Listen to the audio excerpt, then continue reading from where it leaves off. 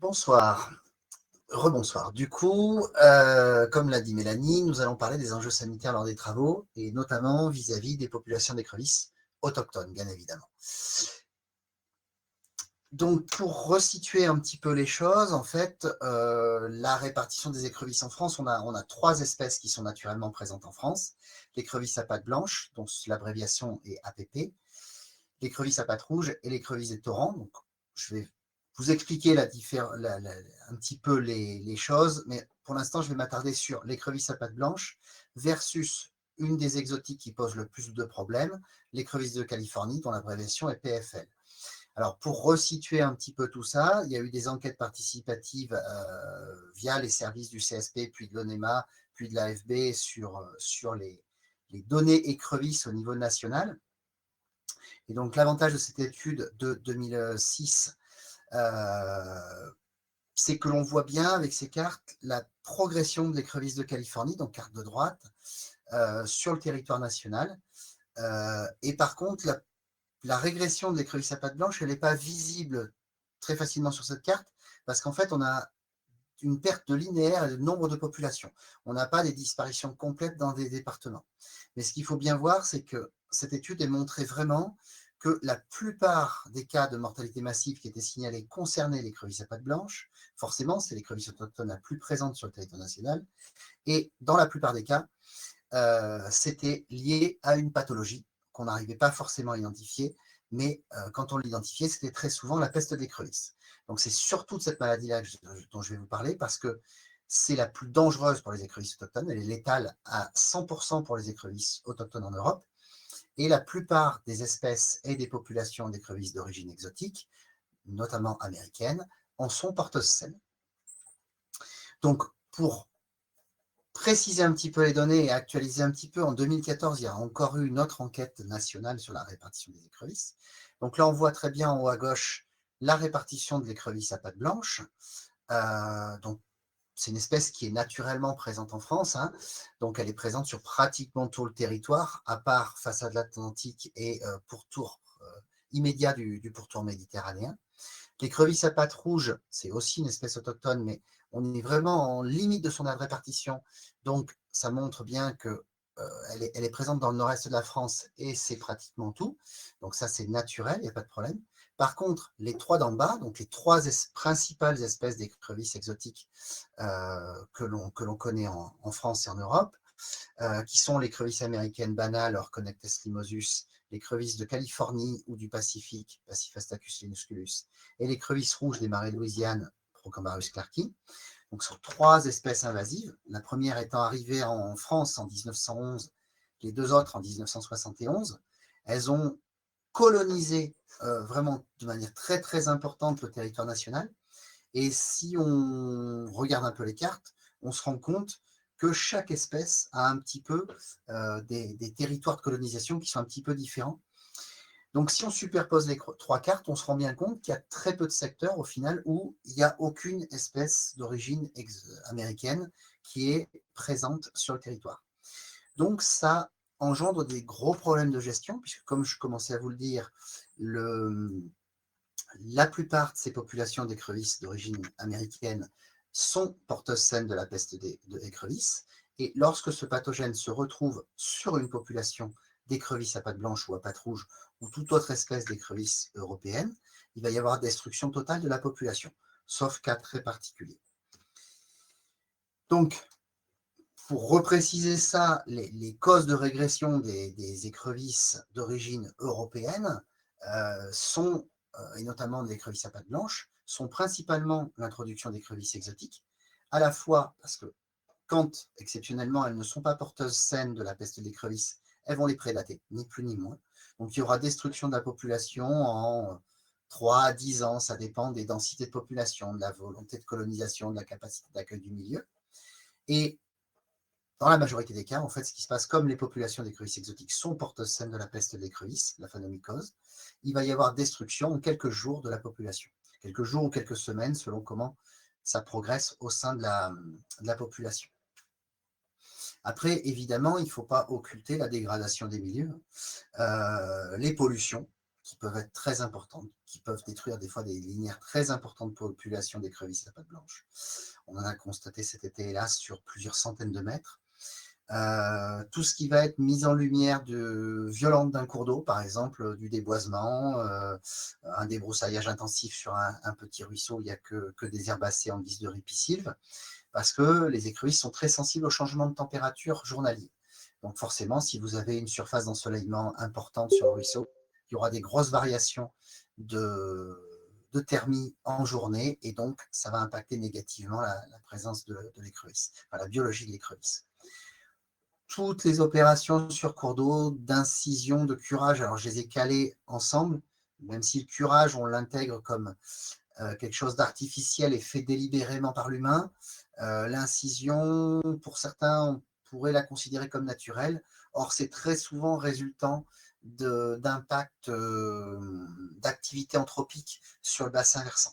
Et l'effet est le même, c'est-à-dire qu'à partir du moment où on a une déstabilisation du lit,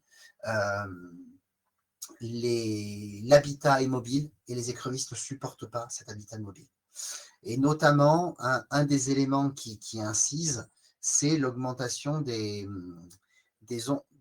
marges, on va dire des écarts entre ondes de crue et étillage. Voilà une petite photo pour illustrer.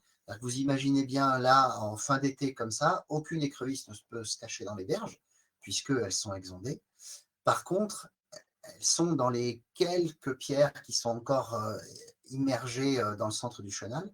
Par contre, si vous prenez un épisode cévenol, une crue un petit peu violente en fin d'été, et ben, tous les blocs, toutes les pierres vont être brassées par le courant, brassant ainsi les écrevisses également, et faisant un petit peu de la bisque. Donc la population ne va pas se relever s'il y a trop d'épisodes comme ça. Si ça arrive exceptionnellement, une fois tous les 20-30 ans, ce n'est pas trop un problème, elles vont se relever. Mais si vous avez ça tous les 2 à 3 ans, c'est clair que la population d'écrevisses ne supportera pas les choses. Donc j'ai commencé à en parler, les écrevisses exotiques, elles ont des forts impacts écologiques du fait de la transmission de la phanomycose aux écrevisses autochtones en Europe. Elles ont une forte consommation, surtout pour l'écrevisse de Louisiane, il y a une très forte consommation de végétaux. Donc, ça peut engendrer des très très gros impacts selon les milieux, notamment la perte de support de ponte pour les poissons, pour beaucoup d'autres invertébrés. D'autres invertébrés que les écrevisses. Je n'ai pas dit que les poissons étaient des invertébrés. Engendrer une prédation importante sur certains poissons, certains amphibiens, certains invertébrés. Alors, ça va dépendre des milieux, ça va dépendre de quelle espèce exotique on a, quelle espèce autochtone on a, mais voilà, il y a des gros impacts de prédation. On a aussi, et ça a bien été documenté sur l'écrevisse de Californie, avec un impact sur le transport sédimentaire, puisqu'on a des densités très importantes de cette espèce. On va se retrouver avec une activité de fouissement sous les cailloux ou en berge pour extraire des matériaux pour dégager leur cache. Et de ce fait, ça mobilise les matériaux. Et ces matériaux vont se retrouver beaucoup plus facilement happés par le courant, mis en circulation, et donc favoriser le transport sédimentaire. Dans certains cas, on l'apprécie, mais dans d'autres, ça peut être préjudiciable. Et dans certains cas, ça engendre aussi, et notamment avec les crevisses de Louisiane, de la turbidité, puisque le fait de brasser des matériaux en grande quantité très régulièrement va forcément mettre en suspension des particules fines et engendrer une turbidité de l'eau. Donc il y a aussi des impacts économiques à la présence des écrevisses exotiques. Donc notamment en Allemagne, ils ont publié que il n'y avait plus de possibilité en fait de créer des élevages d'écrevisses autochtones, parce que devant le risque sanitaire, l'élevage pouvait être détruit en quelques jours par rapport à la peste de l'écrevisse, toujours. En Écosse, il y a eu un effondrement de l'activité halieutique du fait de la présence de l'écrevisse de Californie, qui avait impacté négativement les populations de poissons. Et on peut aussi avoir des intérêts de pêcheurs qui sont ou négatifs ou positifs, sachant que si c'est des pêcheurs qui vont pratiquer la pêche des écrevisses, ils vont être intéressés par la présence des exotiques. Alors si c'est des pêcheurs qui pêchent plutôt les poissons, dans certains cas, ça va les gêner qu'il y ait trop d'écrevisses, puisque ça va impacter négativement la population de poissons. Et après, il y a un intérêt pécunier, on va dire, à la vente de cartes de pêche dans certains cas, où quand il y a beaucoup de pêcheurs qui pêchent des exotiques, ça fait plus de ressources pour les fédérations de pêche. Sauf que la régulation de ces espèces exotiques ne se fait pas. En réalité, la pêche amateur, même la pêche professionnelle, ne permet pas une régulation suffisante de cette espèce. Et enfin, c'est un petit peu hors sujet. Donc, pour rappeler la morphologie d'une écrevisse, c'est un crustacé décapode, donc qui a 10 pattes, dont la première paire est transformée en fortes pinces qui lui servent à se nourrir, à se défendre et pour les mâles à saisir la femelle lors de l'accouplement. Donc, si vous avez besoin d'identifier une écrevisse, là je vais vous présenter les 2 principales espèces que vous pouvez rencontrer, mais si un jour vous croisez une écrevisse et que vous voulez la faire identifier, il va falloir prendre des photos de l'individu, et notamment des pinces, du rostre et du sillon cervical. Donc une photo de côté du céphalothorax, une photo de dessus du rostre et une photo de dessus et de dessous des pinces. Et là, normalement, avec ces photos-là, il y a 99% de chances que je puisse vous identifier l'écrevisse. Donc, n'hésitez pas à faire doublement identifier si vous avez un doute, parce que des fois, on peut avoir des individus qui sont difficiles à identifier et il faut une bonne pratique pour assurer l'identification sur photo. Donc, en France, on a deux familles d'écrevisses qui sont présentes, donc les astacidés, qui est la famille autochtone, avec l'écrevisse à pattes blanches, l'écrevisse à pattes rouges et l'écrevisse de torrent dont je n'ai pas encore parlé, qui est caractérisée, donc cette famille, par des espèces qui ne peuvent se reproduire qu'une seule fois par an. Cette reproduction est strictement calée sur le rythme des saisons, avec des accouplements à l'automne et éclosion printemps-été, avec une incubation sous la mer tout l'hiver. Chez les cambaridés, donc c'est exclusivement des espèces asiatiques ou américaines, donc que des espèces introduites en France pour les cambaridés. On peut avoir plusieurs reproductions possibles dans l'année. La femelle a un réceptacle séminal qui lui permet de garder du sperme plusieurs mois avant de pondre, et on peut observer des pontes et des accouplements en toute saison. Alors ça, c'est le cadre général. Il y a quelques espèces qui sont calées sur le rythme des astacidés, et en l'occurrence, l'écrevisse de Californie que je vais vous présenter tout à l'heure, qui est un astacidé nord-américain, le seul astacidé introduit en Europe, a le même fonctionnement biologique que les astacidés européens, en étant pour autant exotiques. Alors, je ne vous détaillerai pas, mais là, vous avez l'ensemble des espèces qui sont connues aujourd'hui sur le territoire national en fonction des familles, des genres et des espèces. Voilà. Donc, c'est pour situer un petit peu la taxonomie. L'écrevisse à pied blanc ou à pattes blanches, du coup, on va la reconnaître à son céphalothorax qui présente une série d'épines en arrière du sillon cervical. Donc ça, c'est assez caractéristique, mais l'écrevisse à pattes rouges aura aussi la même rangée d'épines. Donc il faut associer l'ensemble des critères. Le rostre à bord convergent qui se termine en triangle, et au milieu de ce rostre, il y a une crête médiane dorsale qui est très peu marquée et non denticulée. Schématiquement, on a l'impression que c'est un coup de crayon peinture. Voilà. C'est pas le marqueur à l'alcool, mais c'est le crayon épais, quoi. Et il y a une seule crête postorbitale. Une crête postorbitale à une seule épine.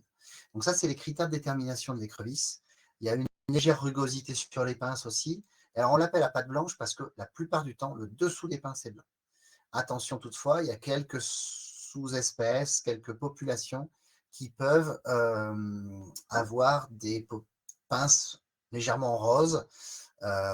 Et puis, si vous êtes dans une région calcaire, évidemment, ne vous fiez pas aux critères de couleur, puisque l'écrevisse peut être totalement recouverte de calcaire. Donc, l'écrevisse à pied blanc, c'est une écrevisse qui est plutôt polluosensible, qui aime les milieux à eau fraîche, bien oxygénés, qui est très sensible à la qualité de son milieu. Elle a besoin vraiment d'un équilibre, d'une diversité d'habitats pour accomplir tous ses cycles, tout son cycle de vie. Elle est moyennement prolifique, c'est maximum 100-120 œufs par mère par an du coup, et première reproduction avec entre 15 et 30 œufs selon les gabarits de la femelle, entre 3 et 4 ans. On l'appelle un peu le fossoyeur des rivières, c'est-à-dire qu'elle va épurer les cours d'eau, elle va prédater principalement des individus morts, des espèces, des petits cadavres, voire des gros cadavres, hein, puisque ça peut manger une bête morte, genre chevreuil, sanglier, agneau. Mais du coup, elle va nettoyer le cours d'eau et ainsi permettre à certaines espèces d'être en meilleures conditions de santé, notamment pour les truites. C'est-à-dire que s'il y a des truites mortes qui risquent de développer des pathogènes, quand il y a de l'écrevisse à pattes blanches, la truite étant consommée rapidement, la truite morte étant consommée rapidement, il y aura moins de pathogènes en circulation. Donc, pour situer un petit peu les écarts de couleurs, on peut avoir des formes bleues, il y a des formes noires, il y a des formes presque vertes, il y a des formes oranges, c'est beaucoup plus rare. La plus courante est étant la bleue. Mais voilà, c'est pas parce que l'écrevisse est bleue qu'elle est exotique. C'est un peu comme l'albinisme, c'est l'absence de synthèse des pigments rouges qui font que du coup, il n'y a plus que les bleus qui s'expriment. L'écrevisse de Californie, donc on va la reconnaître à sa tache blanche ou bleutée à la commissure des pinces. Pince et céphalothorax lisse, donc il n'y a pas d'aspérité, ça brille au soleil, entre guillemets, ou à la lumière de la lampe. Le dessous des pinces est rouge vif, et sur les jeunes individus, on a des marbrures assez caractéristiques. Donc, voilà, quand les bêtes font moins de 50 mm, c'est très courant d'avoir des individus qui ressemblent très fortement à la photo, à l'image 4, avec ouais, une carapace très marbrée. Et les autres critères de détermination sur la couleur qui sont un petit peu effacés puisque l'individu est trop jeune pour les avoir. Alors, là, je vous ai présenté les deux espèces principales. Si on a du temps à la fin, je pourrais vous détailler voilà, les caractéristiques de ces espèces un peu plus précisément, et puis les autres espèces éventuellement.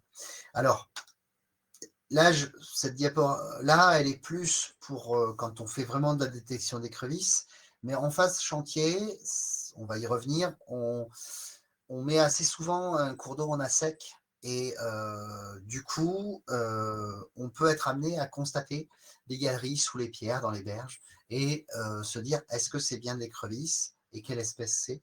Donc, voilà, là, c'est pour présenter un petit peu ce que c'est qu'une cache nettoyée. Donc, c'est là où l'écrevisse va s'abriter de la lumière du jour et des prédateurs, sous une pierre, sous une racine, un bout de bois, une tuile, tout ce qu'elle va trouver, une berge, pour je l'ai dit, s'abriter, et elle va extraire des matériaux de cet habitat qu'elle se crée. Et donc, ces matériaux extraits ne sont pas tachés par des dépôts de sédiments fins ou des biofilms. Donc, on va avoir un gros contraste de ce cône de matériaux sortis de sous un caillou par rapport aux matériaux présents depuis un certain temps. Donc, pour illustrer, on a à gauche une cache d'une truite, où on voit bien qu'il n'y a pas de tri granulométrique. On a même pratiquement les cailloux les plus gros au plus près de la cache, alors que sur une cache d'écrevisse, en fait, comme l'écrevisse, ça va pousser les matériaux en marche avant, comme un chargeur sur une carrière. En fait, elle va pousser généralement les gros matériaux le plus loin possible. Donc, on va avoir généralement un tri de granulométrie gradient sur le cône formé devant la cache. Alors, pour revenir au sujet central, si je puis dire, donc je vous ai parlé de la phanomycose ou de la peste de l'écrevisse. Donc, c'est une maladie qui a coévolué avec les écrevisses américaines, sur toutes les espèces ou presque en Amérique. Et donc, les espèces américaines, d'origine américaine, en sont très très souvent porteuses saines. Donc, maintenant, on sait à peu près tout ce que c'est qu'un porteur sain, mais je vais quand même le rappeler, c'est une espèce ou un individu qui a le pathogène sur lui, mais qui n'en souffre pas. Donc, ça crée un foyer, chaque population d'écrevisses exotiques, si les individus sont porteurs sains de la peste d'écrevisse, ça crée un foyer de ce pathogène sur l'étendue, la zone où la population d'écrevisses exotiques est présente. Et à partir du moment où on transfère ce pathogène qui aussi circule dans l'eau, sur un cours d'eau où il y a des écrevisses à pattes blanches, on va observer des mortalités totales, puisque ce pathogène ne laisse absolument aucun survivant lorsqu'il arrive sur une population d'écrevisses autochtones, notamment des écrevisses à pattes blanches. On a une mortalité qui est extrêmement rapide, c'est-à-dire qu'entre contamination et mort, il s'écoule généralement une grosse semaine, sauf si l'eau est vraiment froide. Là, on peut peut-être atteindre les 20 jours. Voilà, on a eu des observations l'an dernier qui nous laissent penser que dans de l'eau à 10 degrés, ça met à peu près 20 jours entre contamination et mort. Après, c'est des observations in situ, donc on a des incertitudes sur les durées exactes au jour près. Et alors, ce qui se passe, c'est que cette maladie, elle modifie le comportement des écrevisses. En fait, quand les écrevisses se sentent agressées par le pathogène, elles vont tenter de fuir la zone contaminée. Et donc, si le pathogène est arrivé sur le bas de la population, ce qui est couramment le cas quand on a une population d'écrevisses de Californie qui remonte le long d'un cours d'eau et vient au contact de l'écrevisse à pattes blanches, là, on a transmission, les écrevisses fuient la zone contaminée, sauf que pour ça, elles remontent le cours d'eau, mais elles sont déjà contaminées, donc elles contaminent leurs voisines qui font de même, et ainsi de suite. Et on se retrouve avec une mortalité qui va progresser le long du cours d'eau vers l'amont. Un peu un effet boule de neige à la montée, et cette progression, elle peut atteindre 300 mètres par semaine. Donc ça va extrêmement vite. Vous imaginez bien, si vous avez une population qui fait 1 kilomètre, en 3 semaines, c'est réglé. Et si ça arrive par l'amont, donc le cas d'une quelqu'un qui introduit des exotiques, ce qui est interdit, mais qui est quand même pratiqué, hélas, un peu trop souvent, un chantier qui est mal désinfecté, voilà, on peut imaginer un certain nombre de voies de contamination. Ça va balayer l'ensemble de la population en quelques jours ou quelques semaines. Ça dépend de la température et de la distance, de la longueur de population. Donc pour illustrer, voilà, la mortalité qu'on a vue l'an dernier en Ardèche, enfin une de celles que l'on a vues l'an dernier, où voilà, sur chaque petit tas de feuilles, chaque petite litière, on avait une demi-douzaine, voire plus, voire 2, voire 3 douzaines de cadavres brassés par les courants, empilés là, comme de vulgaires brindilles, parce que toute la population était morte. Et là, je fais la parenthèse, c'était une population de... il y avait 40 km sur cet ensemble hydrographique, et il y a 13 km qui ont été dégommés en moins d'1 mois. Introduction d'écrevisses de Californie en tête d'un affluent, et tout a été balayé sur 13 km en moins d'1 mois. Donc au bas mot, entre 100 et 300 000 individus qui ont été détruits.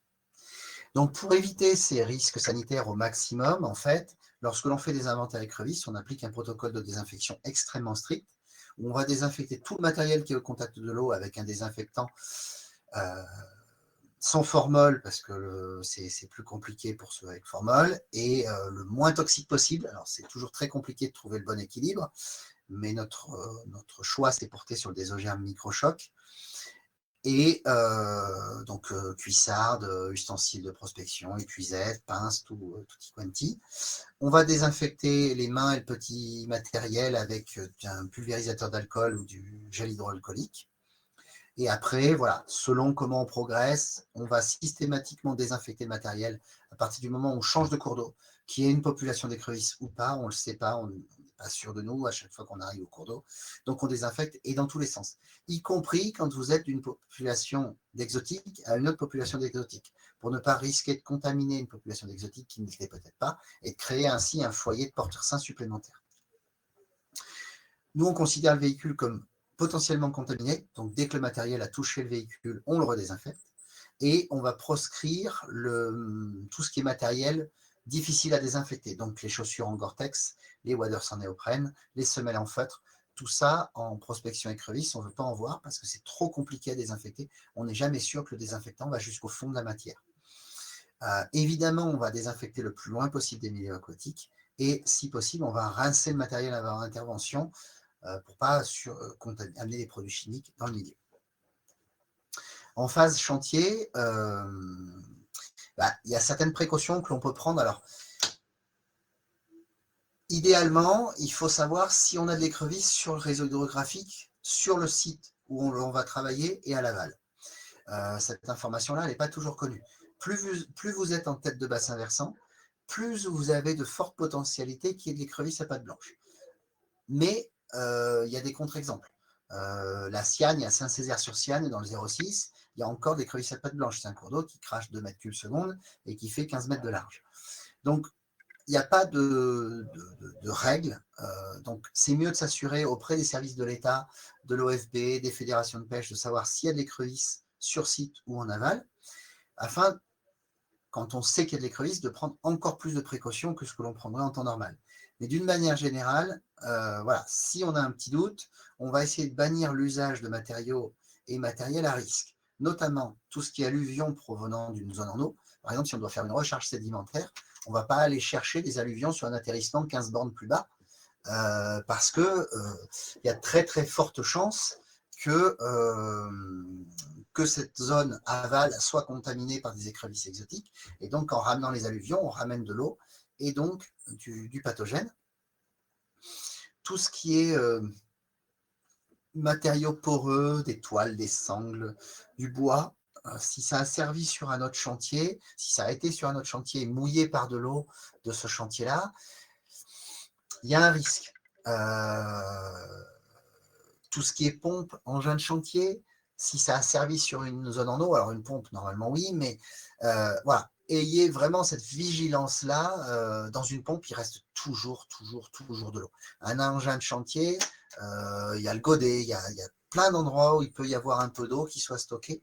Donc, il y a des précautions à prendre. C'est-à-dire qu'on va soit laisser sécher ça le plus longtemps possible, après un nettoyage sur le site d'origine, ou avec une eau qu'on suspecte, qu'on suppose la plus neutre possible.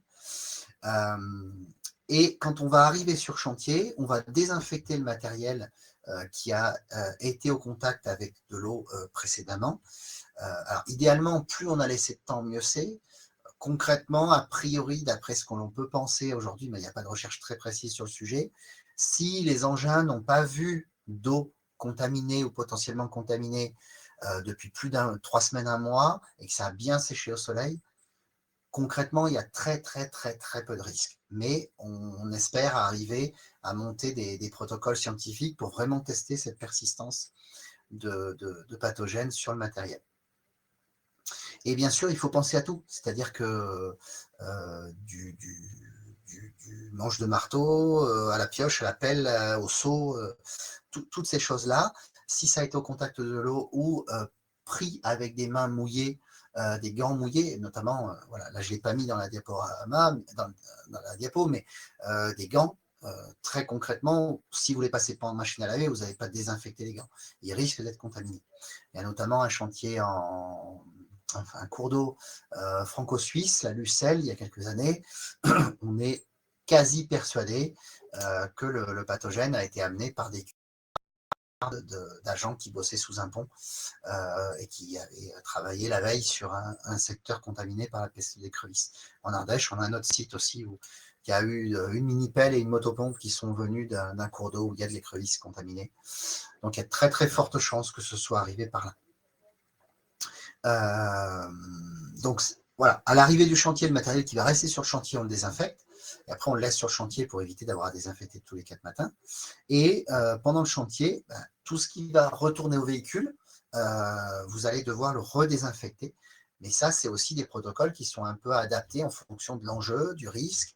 Et puis, si vous savez que vous allez rester sur un bassin versant vraiment à écrevisse à pattes blanches et que vous allez avoir plusieurs chantiers, vous pouvez très bien aussi avoir une phase où vous désinfectez le véhicule, vous attaquez par l'amont vos chantiers, et comme ça, vous n'avez pas besoin de redésinfecter entre chaque chantier, si vous êtes bien sûr très vigilant à ne pas contaminer pendant cette phase chantier, notamment en allant chercher des matériaux. Voilà, votre camion benne, hein, si lui, il a servi à une autre équipe sur un autre chantier, voilà, soyez vigilants à ça. Alors, quelques petites évidences à rappeler pour tout ce qui est engin et matériel de chantier. Évidemment, on va nettoyer, mais les bottes, les cuissardes, tout est compris dans cette ligne-là. Il faut nettoyer avant désinfection. C'est-à-dire qu'on ne peut pas nettoyer la terre. Désinfecter la terre, ça ne se fait pas. Et en plus, normalement, il y a une obligation légale d'arriver avec un engin propre sur chantier. Si possible, laisser sécher le plus longtemps possible. Et si le délai entre nettoyage, séchage et utilisation est trop court, ben on va désinfecter à l'entrée du chantier. L'efficacité de la désinfection, évidemment, elle va être fonction de la nature de la matière que l'on va vouloir désinfecter. Bien évidemment, si on a des matières lisses et non poreuses, type des surfaces plastiques, des bâches non poreuses, je ne sais pas d'autres exemples là comme ça, la désinfection va être efficace. Par contre, des bouts de bois, des toiles, des sangles, c'est beaucoup plus délicat à désinfecter parce que c'est poreux. Alors, si votre sangle elle est parfaitement sèche, que vous la trempez dans le désinfectant, voilà, vous allez pouvoir y arriver. Mais ça nécessite un peu plus de complexité quand même. Et puis, il ne faut pas oublier tout ce qui est recoin et poche d'eau. Alors, c'est un peu générique, mais là-dedans, je vais caler le double fond d'une barque, par exemple, ou les renforts d'une barque qui ne se purgent que quand on la retourne. Ce genre d'endroit, c'est très, très, très compliqué à désinfecter. Il faut savoir que la plupart des fabricants de matériel n'imaginent pas qu'un jour, on va pouvoir désinfecter le matériel. L'exemple type, c'est les aquascopes commerciaux là, qui sont vendus, qui sont très, très bien.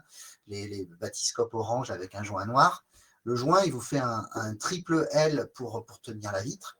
Très concrètement, si vous voulez désinfecter comme il faut, vous êtes obligé de le démonter à chaque fois. Et puis, je citais aussi, on utilise beaucoup les tuyaux type Ecopal, tuyaux annelés pour faire des déviations de cours d'eau. C'est très bien parce que c'est très facile à désinfecter entre deux usages.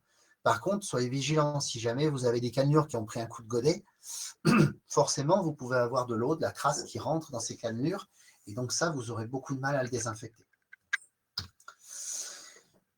Alors, dans les bonnes pratiques, évidemment, donc là, je vous ai brossé ce qui était vraiment les impacts sanitaires et pourquoi il fallait désinfecter.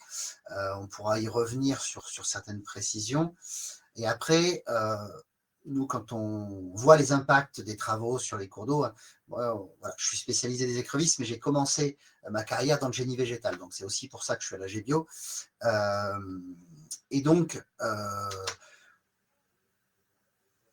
partir du moment où on fait des travaux en cours d'eau, il y a un des gros risques, c'est le départ de matière en suspension.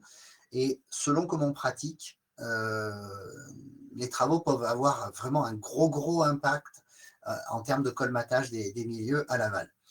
Donc, idéalement, voilà, là, je vous présente quelques règles assez simples de bonnes pratiques lorsque vous travaillez en cours d'eau, notamment de travailler à sec quand c'est faisable, parce que forcément, si vous brassez à grands coups de godet dans la rivière, vous allez avoir une mise en suspension phénoménale. Alors, en théorie, ça ne se fait plus, mais il y a toujours des exceptions.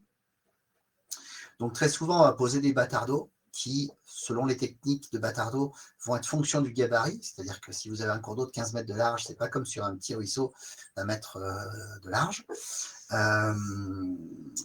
Je vais y revenir avec 2-3 illustrations. Quand vous posez un bâtard d'eau, il faut bien prendre en compte votre méthode de dérivation du cours d'eau, parce que l'étanchéité autour de la dérivation est très très importante. Et des fois, il faut vraiment l'anticiper à la pose du bâtard d'eau pour que ce soit efficace. Sinon, ça a tendance à faire des fuites assez facilement. On peut, donc à partir du moment où il y a bâtard d'eau, il y aura soit la solution de dévier le débit en gravitaire, en posant un tuyau en direct, soit par pompage, en faisant une boucle autour de la zone de chantier. Ça va vraiment dépendre des débits, de la conformation, du matériel que vous avez. Voilà. Donc, c'est vraiment pour citer les méthodes.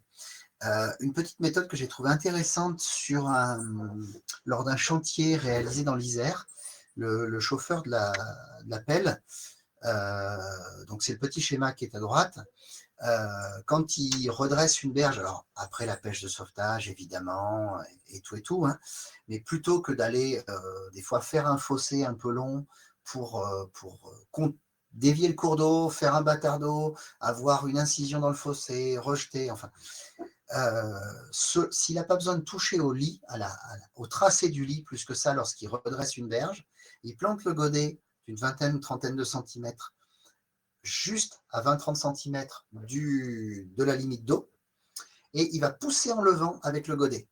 Et en fait, il va créer un petit merlon, comme ça, il va ramener légèrement le lit entre 20 et 40 centimètres, le resserrer légèrement. Et s'il le fait tout doucement, j'ai été stupéfait. Il n'y a pratiquement aucun départ de fine en faisant ça, si on le fait de manière très méthodique, très calme. Et derrière, il peut dresser sa berge, tout faire. Et à la première crue, le petit merlon qu'il a fait, hop, va se redresser comme il faut.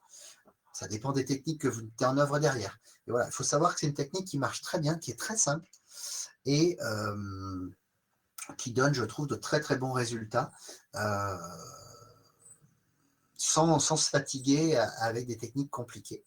Et puis évidemment, maintenant, il y a de plus en plus de cours d'eau qui sont à sec l'été. Donc, évidemment, si vous pouvez travailler sur ces périodes d'assec, ça vous affranchit de beaucoup de précautions lors de la phase chantier. Donc, pour illustrer un petit peu les techniques de bâtard d'eau, donc il y a 2 images en haut que j'ai pompées sur Internet pour vous montrer. Donc, la grosse vessie caoutchouc qui est très adaptée sur des formes géométriques, mais qui peut s'adapter à des cours d'eau pas trop informes. Le gros inconvénient, c'est le poids. Si vous n'avez pas d'accès pour un engin de levage, vous oubliez. La solution Watergate qui est très légère, entre guillemets, hein, c'est-à-dire que selon la largeur du cours d'eau, c'est entre 2 et 6, 8, 10 personnes pour la mettre en place, mais vous n'avez pas besoin d'engin au niveau de la solution. Un petit bémol, je trouve quand même, c'est quand on met un tuyau dessous, il faut quand même faire un gros pansement à l'argile, et donc il faut quand même être vigilant sur cette phase-là, parce qu'un pansement à l'argile, vous pouvez déjà envoyer pas mal de matière en suspension à l'aval. Donc il faut aussi bien prioriser ça. La solution Big Bag lesté de terre, ça marche plutôt bien, avec quelques petites précautions quand même, c'est-à-dire que le raccord entre les Big Bags et les raccords aux berges ne sont pas forcément évidents à faire. Donc selon la forme des cours d'eau, vous pouvez avoir des problèmes. Une solution de base sur les petits cours d'eau, c'est de prendre une jolie motte d'herbe et de faire un boudin de joint avec ça. Et alors, je l'avais énoncé dans la diapositive précédente. Là, il y a un petit dessin au milieu à droite. En fait, ce que j'ai pu faire sur un chantier de dérivation de cours d'eau où on devait faire une pêche de sauvetage à l'aval sans troubler l'eau. Donc, il fallait qu'on garde le débit pendant un certain temps et après qu'on le coupe. Donc, l'idée, ça avait été de mettre un tuyau écopale pour capter l'eau et puis pouvoir réguler par obturation du tuyau lorsqu'on dévoyait le cours d'eau. Donc, c'était de récupérer des déchets de moulage de mousse à matelas, de matelas pour dormir. Hein. Donc, on prend un morceau de mousse qui fait à peu près le gabarit du cours d'eau, qui fait entre 40 et 80 cm de large en fonction de la largeur du cours d'eau. Et ce morceau de mousse, on va le presculpter avec une lame un peu grande, genre grand couteau ou machette, à la forme du cours d'eau. On y fait le trou pour le tuyau. On prépare tout ça, on le pose en surface. Et quand on est prêt, on prend un madrier sur le dessus de la mousse et on appuie d'un seul coup avec le godet d'une pelle.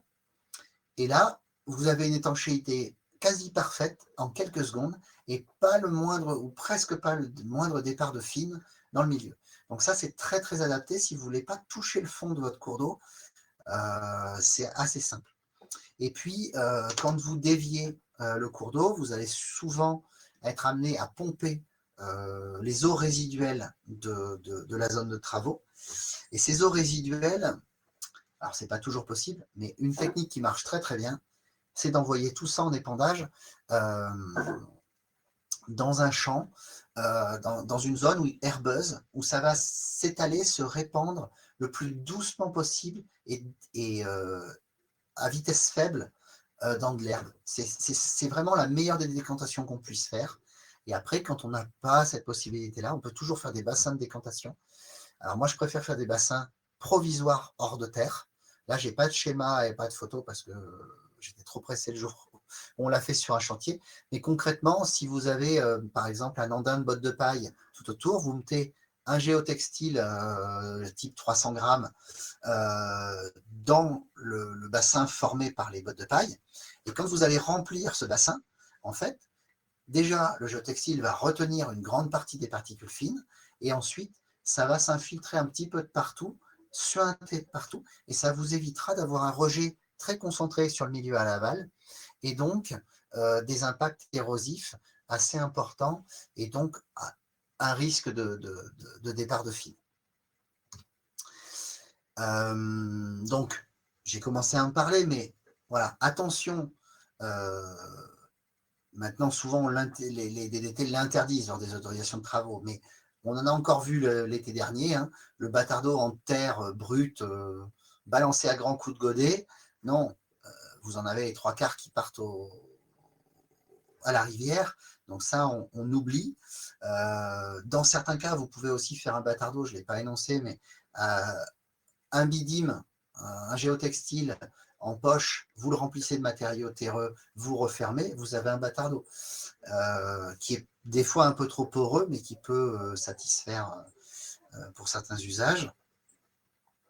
Alors, j'ai une petite rancœur sur les bois traités. Certains ne réalisent pas que, puisqu'ils sont traités, il y a des produits, et donc, quand on les met dans l'eau, il y a une partie des produits qui se barrent dans la rivière. Donc attention, moi j'ai tendance à dire, on a des bois qui sont imputrescibles sans être traités, autant les utiliser plutôt que d'aller balancer encore des traitements dans la rivière qui en ont déjà largement assez.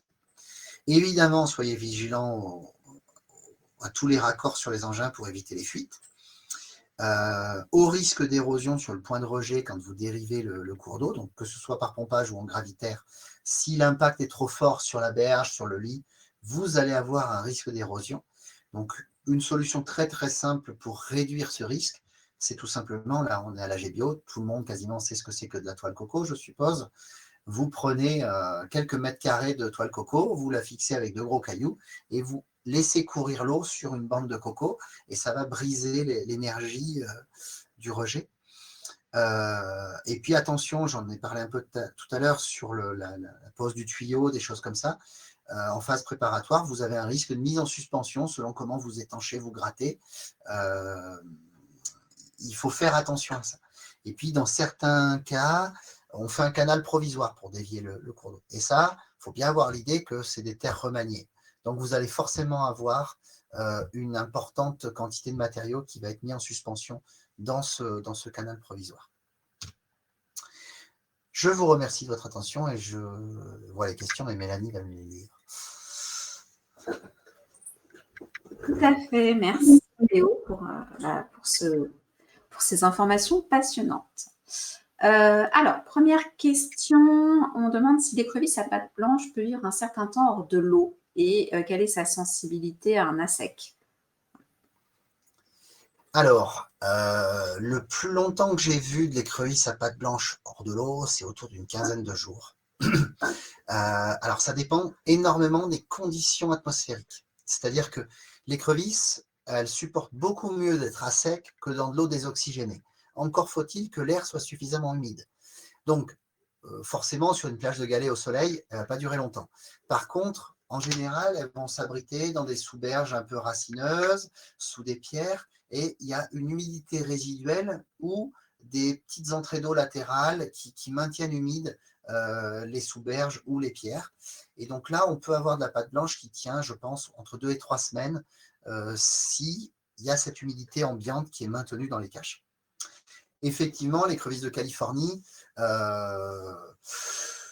on a fait un essai cet été dans l'Aveyron. Au bout de 5 semaines d'assec, où on pouvait presque faire cuire des œufs sur les graviers, hein, on a retrouvé 6 écrevisses de Californie dans une mouille qui n'en était plus une, mais quand on l'a remise en eau, il y a 6 écrevisses de Californie qui sont sorties au bout de 5 semaines. Et très concrètement, voilà, autour des 7-8 semaines, toujours pareil, hein, il faut qu'il y ait une certaine humidité, mais en berge, au-delà de 20-25 cm sous le niveau du fond de forme, on va dire, avant que ce soit sec, il en faut quand même pas mal. Parfait. La question suivante, il me semble que tu as déjà répondu, mais on va la reposer quand même. Est-ce que le matériel sec, donc qui est stocké plusieurs jours entre 2 prospections, sur ce matériel, est-ce que les germes peuvent résister, ou est-ce que ça ne persiste que sur le matériel mouillé? Alors, on n'a pas de données assez étayées au niveau scientifique. À une époque, on disait que ça pouvait tenir plusieurs semaines sur du matériel sec. Aujourd'hui, on commence à douter un petit peu, mais par acquis de conscience, moi, je redésinfecte systématiquement sur du matériel de prospection. Après, très concrètement, du matériel qui a séché plus de 10 jours, il y a très, très, très peu de chances quand même. Ok. Christophe demande comment faire une pêche de sauvegarde pour l'écrevisse à pattes blanches. Alors, il y a plusieurs techniques, ça dépend du gabarit du cours d'eau, mais ce que l'on préconise généralement, alors avec toutes les mesures sanitaires nécessaires, les autorisations administratives et tutti quanti évidemment, et un site pour les remettre, parce que si vous les remettez sur le même cours d'eau, si vous êtes sur une population dense, il y a un risque de surpopulation, et voilà, donc c'est adapté un petit peu en fonction des enjeux, mais la technique qui marche le mieux pour avoir une efficacité, enfin un taux de capture suffisant, c'est de couper l'alimentation en eau du cours d'eau à la tombée de la nuit, et après de ramasser en nocturne à la main. Donc ça, c'est vraiment la technique qui les fait sortir. En fait, l'abaissement brutal de la lame d'eau déclenche un réflexe de fuite et fait sortir les écrevisses. Et là, je fais la parenthèse sur la question de la sec. C'est que cet été, on a eu énormément de cours d'eau qui sont asséchés. Et là où il y a eu le plus de mortalité, c'est lorsque l'on a une première phase, on a une rupture d'écoulement, des mouilles résiduelles qui ne sont plus alimentées. Mais là, les écrevisses vont se concentrer dans ces mouilles, puisqu'il reste de l'eau. Et tout d'un coup, enfin, en quelques jours, quelques semaines, ça dépend, ces mouilles sont de moins en moins alimentées, surchauffent, se désoxygènent. Et là, les écrevisses ne pensent pas à sortir des mouilles. Elles seraient mieux sous les cailloux encore un peu humides, mais elles ne pensent pas à sortir. Et donc, elles meurent comme ça. Alors que si votre cours d'eau, il sèche beaucoup plus rapidement, les écrevisses, elles vont rester sous les cailloux parce qu'elles ne vont pas faire des centaines et des centaines de mètres à la recherche de l'eau. Et elles tiendront beaucoup plus longtemps.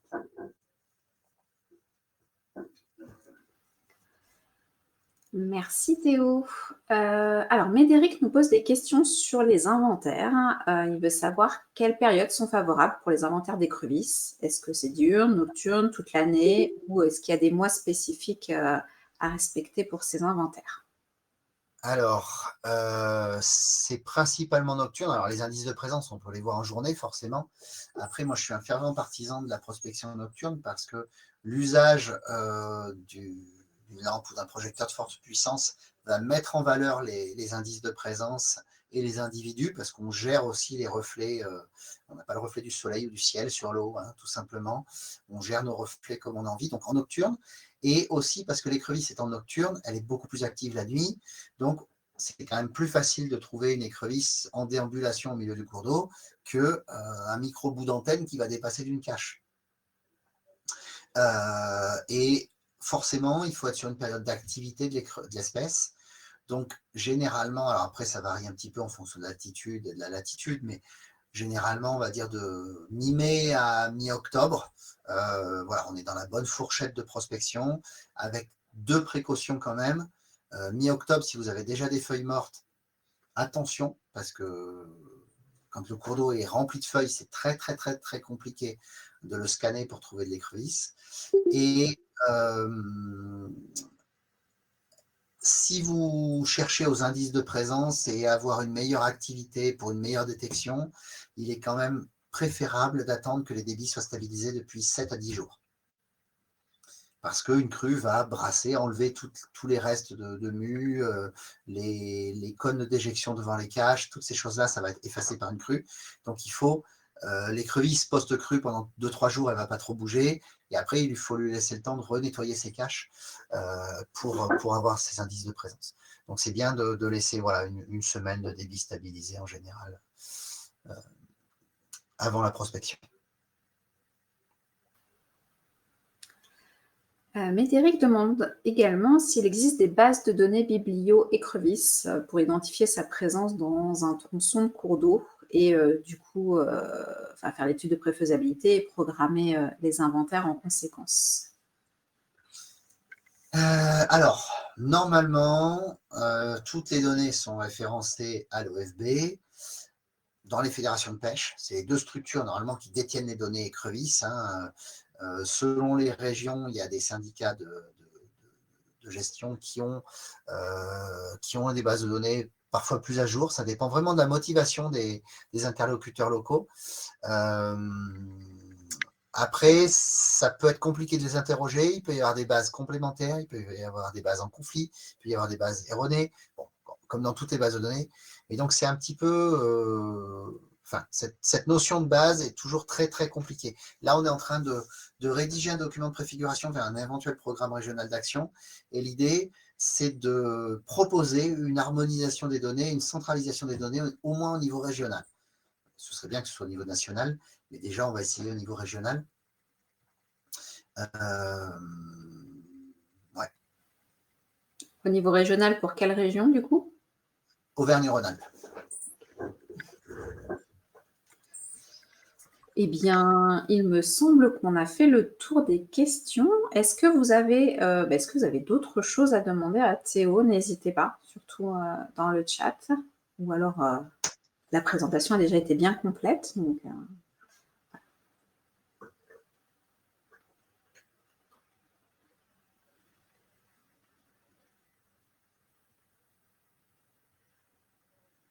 bien. J'ai l'impression qu'il n'y a pas d'autres questions.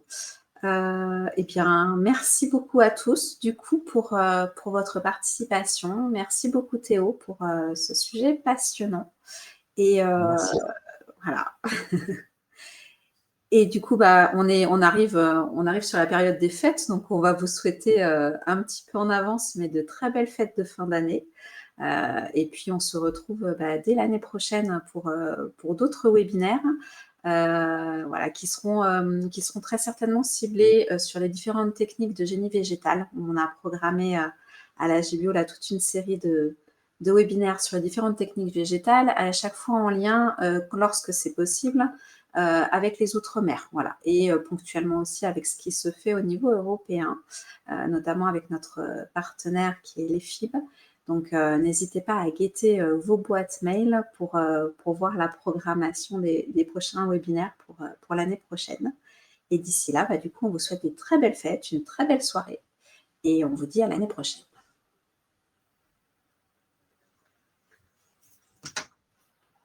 Et n'hésitez pas, si vous avez besoin de faire identifier des écrevisses, un petit mail, normalement, j'arrive sur photo à déterminer.